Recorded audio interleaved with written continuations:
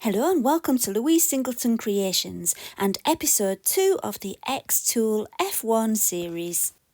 In episode 1 it was an overview of all the things that the machine can do and all the substrates that can be used. Well, today I'm narrowing it down and I'm going to be looking at Aqua Cast Eco-Resin and showing what can be done with that, because that's one of the things that I'm known for on my channel.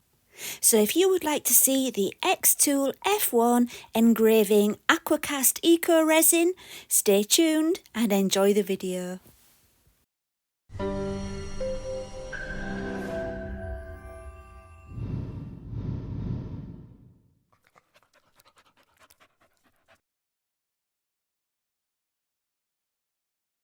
You'll see me making several things today, and to start with we're going to have some colourful coasters.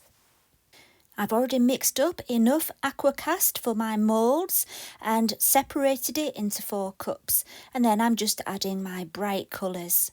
Now if you're new to this channel, Aqua Cast is a water-based casting compound or eco-resin. I prefer to call it casting compound, but it's widely known as an eco-resin. I think using the word resin can be a little bit misleading because people think of epoxy resin, and this is actually nothing like epoxy resin. It's more like plaster of Paris, but it's got a polymer in there, which means that you can colour it much better than plaster of Paris, and it's stronger too, so you get a stone-like finish.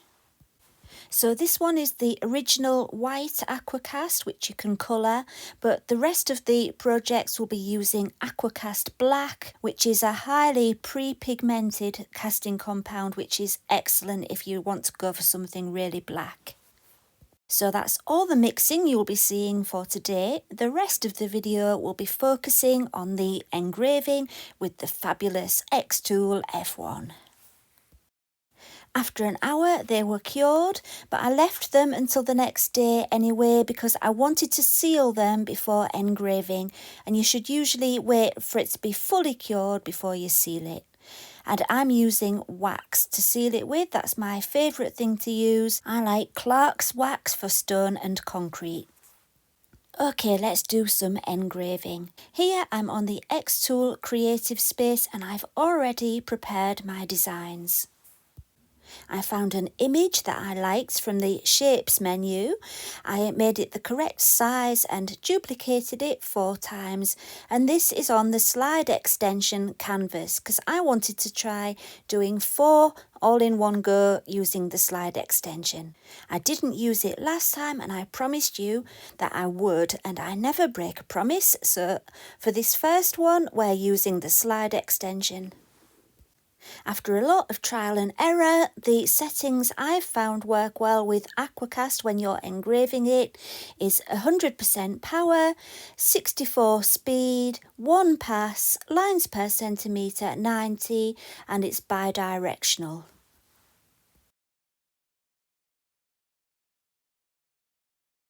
When you're framing using the slide extension, you need to use the knob on the side to move it from side to side and check that all the framing is in the right place.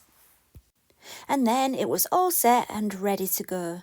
The thing about using the slide extension is that you can't bring the green cover all the way down to protect your eyes from the laser, so you do need protective eyewear if you're using the slide extension.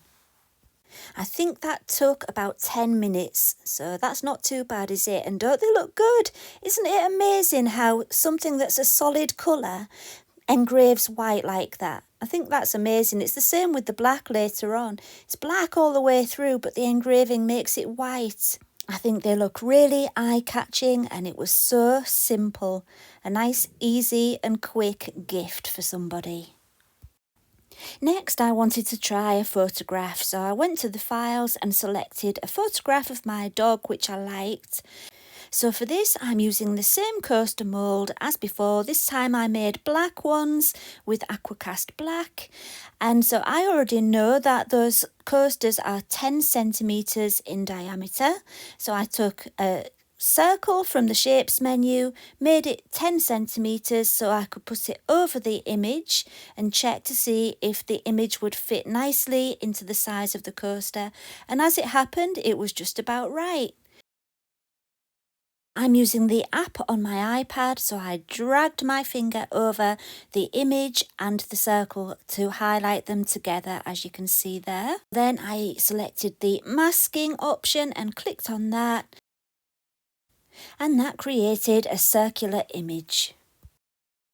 Next, I clicked on the adjustments icon and toggled along the grayscale option until the picture was grayscale, but also just how I wanted it. You can go up and down so you get the contrast just how you think it needs to be. And once I was happy with the image, I clicked on invert, and that makes it into a negative. And that's because I'm engraving onto black, and yeah, it needs to be inverted if you're doing that. So now we're almost ready to engrave. Let's have a look at the settings. Again, it's the blue light. The dot duration is 720. The power is 100. The DPI is 300. It's one pass, and the bitmap mode is Jarvis. And depending on your image, you might want to change those a little bit. This is like a baseline for you, and just change it and try out different things depending on what your image is like. Once again, I've sped it up. This actually took about 5 minutes. So as you can see there, we have the black coaster this time, and I'm just framing it, making sure it's perfectly in position, and then I clicked go. Right, so I said that you might need to alter the settings depending on the photograph. Well, this is a perfect example. The settings I showed you had a dot duration of 720. But when it finished engraving, I found that it was all a little bit too light and a little bit wishy-washy, not enough contrast. So I wanted to change that. I wanted to speed it up so that the laser would spend less time on each area, and then that way it wouldn't make it as white. And I found that the best way of doing that is to decrease the dot duration number.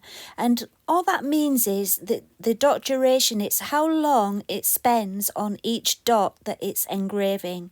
And so if you're going to have a lower number, it's going to spend less time on each dot, and therefore it makes it quicker, if that makes sense. I know it's all a bit confusing, but yeah, I'm starting to get my head around it, and it definitely helped.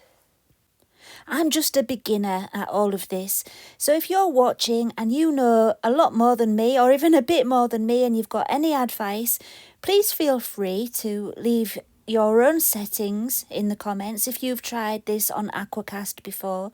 And this is very different to engraving on slate, so those settings will be very different. But if you've tried it on Aqua Cast Eco-Resin or any other Eco-Resin and you want to share your settings, please feel free to do that in the comments. So this is how my first attempt turned out, and it was quite nice. Definitely passable. There's some flaws in there, that's in the coaster, not the engraving. That's why you can see some black spots. I had some bubbles in my mixture, but the engraving is quite good, but I just wanted to see if I could improve it.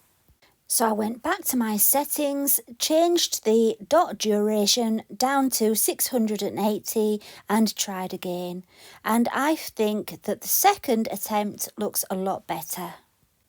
So if you look at the new one on the left compared to the one on the right, there's definitely some more definition there, isn't there? It was a definite improvement, I think. Maybe I could make it even better if I had the time to try even more. Next, I added some wax, and that really did make a big improvement. See what you think. There, much better, isn't it? What an improvement. So yeah, I was really happy with my attempt at a photograph, and I'm going to be doing some more soon. Without showing you all the settings, I'm just going to quickly show you how they turned out. But before we go on to that one, I'm going to show you one more coaster project, which is this mandala. And this is a different kind of image. So the settings for this one are blue light, 100% power, 64 speed, 1 pass. And this time the engraving was a really bright white, and the pattern really showed up nicely, and I was really happy with this one, except that it was not central. So when I took it out, it was really off centre, so I had to do another one. But yeah, the second one was much better. Okay, now it's time for my last and favourite project. I'm making a tea light holder this time. I'm using Aqua Cast black again, and there I was just pouring it into my mould.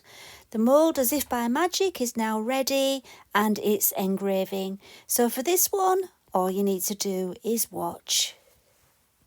So for this one, I'm doing a mixture of text and images. 2 sides will have text on and 2 sides will have images on. And it's a memorial candle for my dad, so that every time I want to have a sit and think of him, I can light a candle, and this will be the perfect place to do it. For the text, I altered the settings a little bit this time. They're a little bit different to the coaster settings because I really wanted it to stand out, and I was finding that with the usual settings I would use, it wasn't standing out as much. So once again, I altered them, and it's very easy, just a bit of trial and error, and you find your way through this. I really don't have a good head for technology and all of the settings and things, but you know, I'm learning quite quickly. It's not that difficult. So this picture is a picture of my dad when he was just a little boy, and I love it. I think it's a gorgeous picture, and it came out so well. Next, we just have some more text that I wanted to put on, and then after that there will be another photograph on the other side, and it's a photograph of me and my dad when we were on holiday when I was quite young, and I love the picture. So yeah, you'll see that a bit better in just a moment.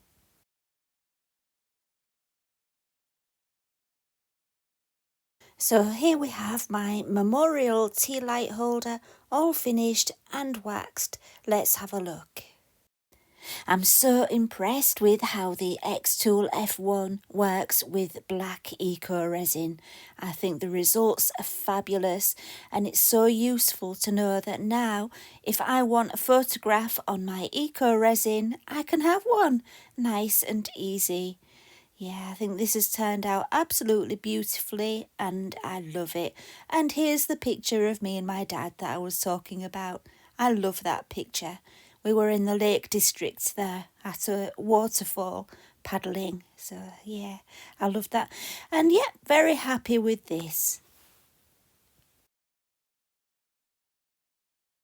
I managed to fit quite a few projects into this video, and I'm happy with all of them, especially the photographs. I think they're wonderful. I hope that it's inspired you to have a go with some Eco-Resin if you've already got the xTool F1 or another laser engraver. And if you haven't got one, maybe I've inspired you to save up your pennies and buy yourself one. If you're interested in purchasing one, there is a link in the video description. I do earn commission, but that would help me a lot. If you do decide to get one, please use my link because that will help me. Well, we've come to the end of episode 2, and I hope you've enjoyed it. Next time in episode 3, I will be using the xTool F1 with epoxy resin, and that's a whole different story. So if you haven't already subscribed and you would like to, please do that and turn on the notifications, and then you will get a reminder when episode 3 is ready.